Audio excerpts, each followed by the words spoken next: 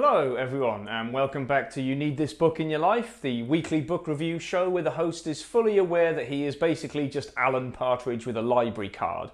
Now, this week I'm going to be going deep and talking about Aleksandr Solzhenitsyn's The Gulag Archipelago, which is up there with probably one of the most challenging books it's possible to read while it's still actually possible to read it.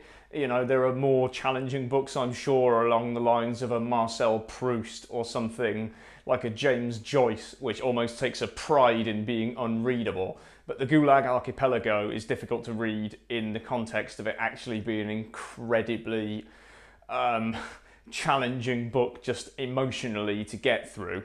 If you are unfamiliar with it, Solzhenitsyn was a man who was, like millions of people in Soviet Russia, was imprisoned on trumped up kind of charges based on literally nothing. I think it's not actually made clear in the book what he was arrested for, because the USSR didn't have a penal code in the way that we would recognise, where there are impartial documents that you can go and seek out and sort of determine whether justice has been served. Justice was dispensed very much at the whim of the bureaucracy of the state around quotas and there being a need for a number of people to be arrested in order for the bureaucrats to have checked all the boxes that they needed to check. It's a book which starts off, it's told, the first part is chronologically all the way through this kind of journey of torment, right the way through from arrest through to incarceration, through to incarceration in the Gulag, as in the prison camp, through to exile and then release. But it's not just one man's story, and this is something really important to remember. It's what Solzhenitsyn was looking to do wasn't just be one man telling a story. He is kind of, you get this sense of him writing with the weight of an entire continent of people on his shoulders, these tens of millions of voices that can no longer speak for themselves, that all find voice through this incredibly potent pen of Solzhenitsyn. And if you are a big believer in the idea that there is good and evil, especially in the World War II story, as it's something that I talked about last week with Stalingrad, the Gulag Archipelago, one of the most important and crucial quotes in it is this idea that the line between good and evil cuts down the middle of every human heart. Everyone as an individual has good and bad in them, and that's there's a really powerful Christianity to it that Solzhenitsyn writes with. He's not interested in having guards good or guards bad and sort of bureaucracy of the Soviet Republic bad and inmates good. He recognises human frailties and fallibilities in himself. He doesn't think that he was guilty of the trumped up charges that he's been lumbered with, but he does recognise, not in that kind of Adam and Eve original sin way, but he sees himself as a human with a vindictive side, an ugly side, a jealous side, a need for self-preservation, that kind of selfishness to him. He recognises that he's that kind of humble before God, fallible individual, and he's not interested in getting you to join him in this railing against these bad guys who've incarcerated him and who've tormented him and who've put him in this prison camp where death is the most likely means of exit. What he's interested in telling you about is what the USSR did to its citizens in the Gulag Archipelago. And the idea of the archipelago is, within the entire continent of Russia, you have these prison islands that are cut off from the rest. If you imagine the land of Russia as an ocean, then you have these prison islands linked together by road and rail that are this whole separate sort of pockets of this dark civilization dotted all over Russia. And that's what the Gulag Archipelago is. And he talks from very early on about, from his arrest, which is characterized as one moment you're going about your business and the next you're grabbed and you don't know what's going on, and your immediate sense of power and the ground beneath your feet disappears, and that's how it goes on. Immediately you're off kilter, whereas you're dealing with someone who, if driving around in their Black Marias, they're arresting people day after day, after week, after month, filling in forms, doing the paperwork that needs to be done in order to get the required amount of arrests.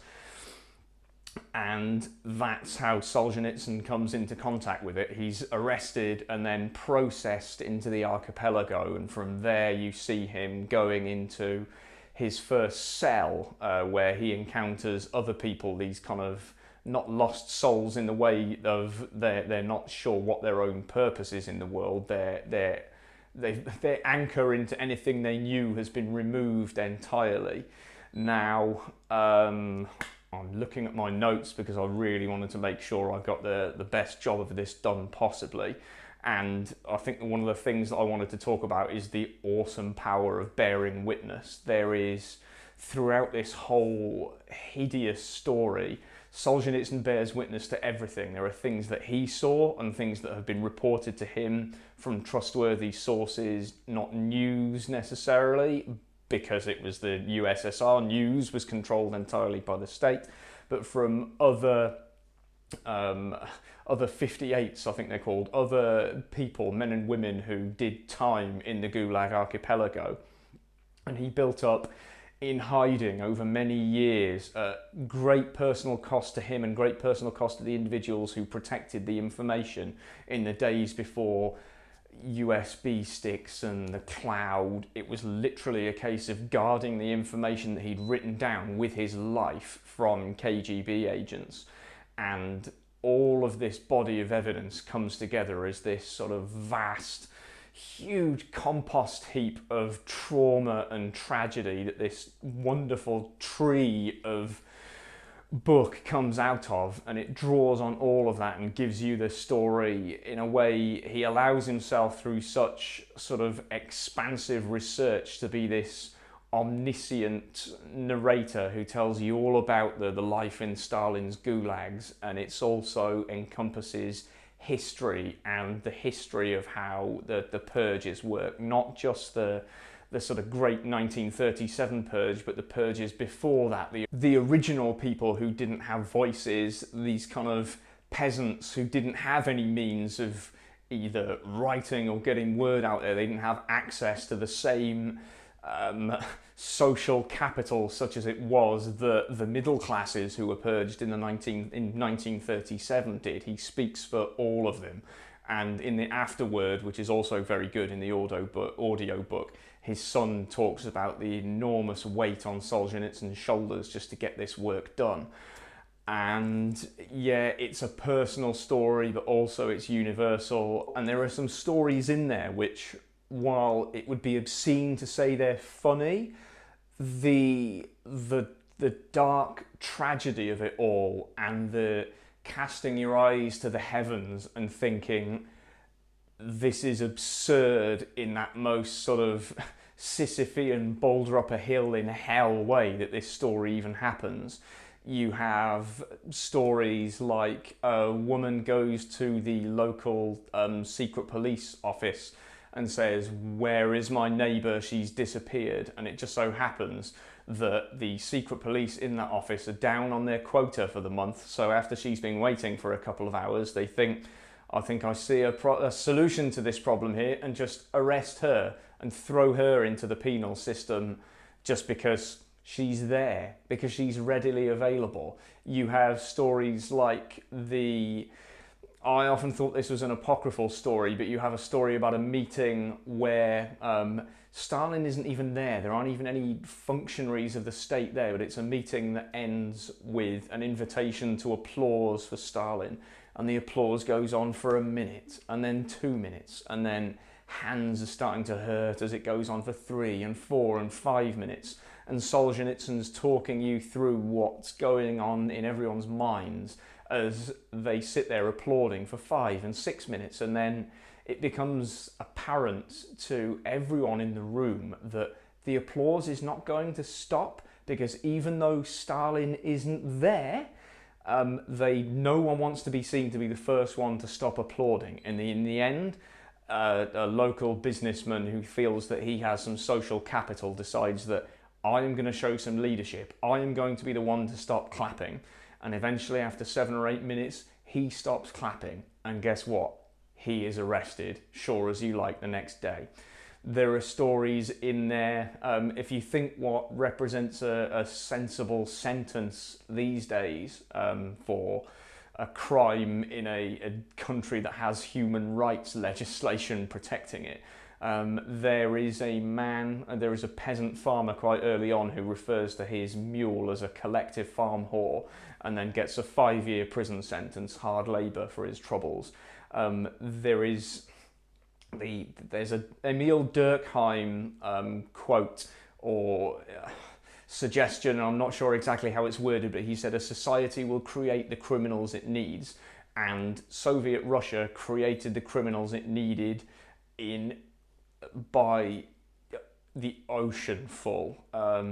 There's this harrowing imagery that Solzhenitsyn starts talking about early on, where he talks about the human waste being washed into the sewers of the archipelago, and again, and another wave, and another wave, and another wave, and these waves keep coming because although there's this utopian ideal at the heart of communism, what it actually translates to day is this idea of saboteurs are necessary, and they're always, because the ideology itself is rooted in the need for kind of vindictiveness and cruelty and revenge, there always has to be someone upon whom you seek revenge. It's not necessarily about building the ideal society, it's about smashing the society that you're already part of, or that you were part of, and this constant revolution that involves bloodshed and horror and cruelty. And from there, Solzhenitsyn goes on to life in the camps, and there's a very short phrase that I think I may have touched on last week when I talked about Stalingrad, where we grow up in the West, we're more than aware of what life was like in the camps in Nazi Germany. We have less of an idea of what it was like in Stalinist Russia, and there is still this idea that communism, because it has this nice idea as its core, this idea of you can start all over again and you create a society that's fair, that it's somehow more palatable that there were these camps, but they were still camps at the end of the day that Solzhenitsyn says that were of the fascist character. You know, it's of no benefit to the people in there that World War II was going on, and that brings me on to a valid point. Although we in the West have this idea of the Russians as, oh yeah, the Allies, we're all the good guys. Well, Solzhenitsyn will happily tell you that there was no interest in freedom and liberty for the Russians, not just from the UK and the US, but also, and this is completely chilling, also from the USSR. Russian soldiers who were captured were incarcerated when they got back. The freedoms that were won at enormous cost to the men and women of Russia were denied to the people who won them. And we can argue all day about what the world would have looked like, but ultimately the Russian people were not paid back anywhere near enough for what they deserved for having routed Hitler. And this is where we come on to the battle of ideologies. Ideology in Solzhenitsyn's book, he has his own Christianity, and that obviously sustains him, not in that everything happens for a reason, woolly kind of I'm Job, mine is not to question why type Christianity, but this profound Christianity that gives itself up entirely to notions of earthly victory or justice or anything that's just I accept, I am humble. Solzhenitsyn has that as an ideology, but other ideologies in there. Communism is portrayed, the facts speak for themselves, as parasitic. It's like an infection within the host. If the host is the body politic, then communism is this weed that grows throughout the body politic, and even though the individuals within it may know and may acknowledge that what they're doing either is wrong or is obscene, ideology serves as this foil by which you are allowed and entitled to forget the ugliness that you're doing. In fact, you may even think you're doing it for the right reasons. One of the other kind of Shakespearean level poetic observations that Solzhenitsyn makes is that even the most kind of hideous serial killers in our culture, even they sickened at kind of a handful or a couple of dozen murders. If you really, really want someone to commit biblically horrific crimes, give him an ideology that he believes in and tell him he's doing it for the right reasons. So Solzhenitsyn doesn't really judge his captors any more than he judges the other people that he's with, and that's where you get this idea of kind of, it doesn't redeem anyone to read his books, but it gives his book a moral force that I have not really seen as a reader. I haven't seen any other book at all, or read any other book that has that same tremendous moral power to it. And this is going to sound really pretentious and wanky, and for that I apologise, but certainly if you listen to the audio book, which is actually read by his son, which adds another level of strength to it, the reading of his book isn't like reading page after page and absorbing information. It's actually like meeting a living, breathing human being, because it's incredible for one book to have such a heft behind it that it changes who you are as a person just to read it. It doesn't change your philosophy necessarily. It actually kind of weeds its way into the moral engine room that you have and changes the way you think about things. And certainly, while I myself in the past may have been guilty of using kind of light-hearted phrases like assassin of the workers to joke about my friends who believe in small government, kind of low taxation, there is fundamentally nothing funny about the communist project. It's not something, while you may attribute some gratitude to it because of victory in World War II, the actual crimes of Soviet Russia and what was visited upon the Russian people are obscene.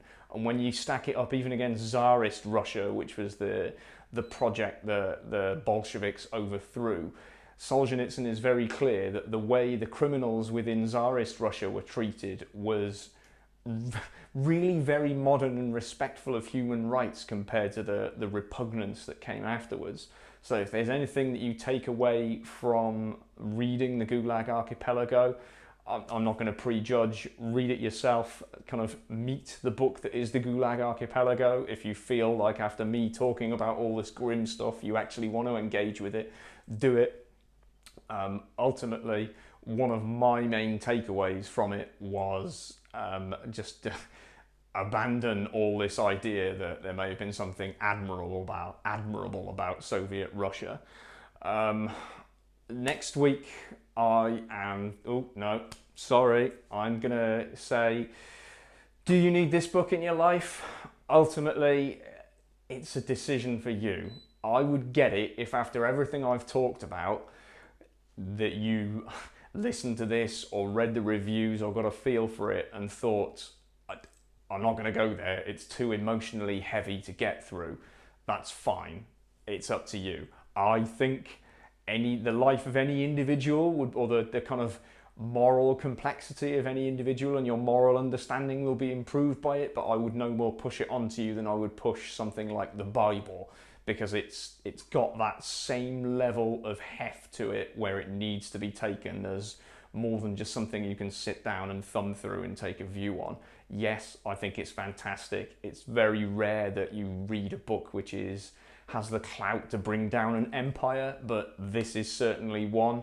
It's kind of, this book changed the way the kind of back end of the 20th century went. So yes, I would say if I haven't put you off, then definitely go out and pick up a copy.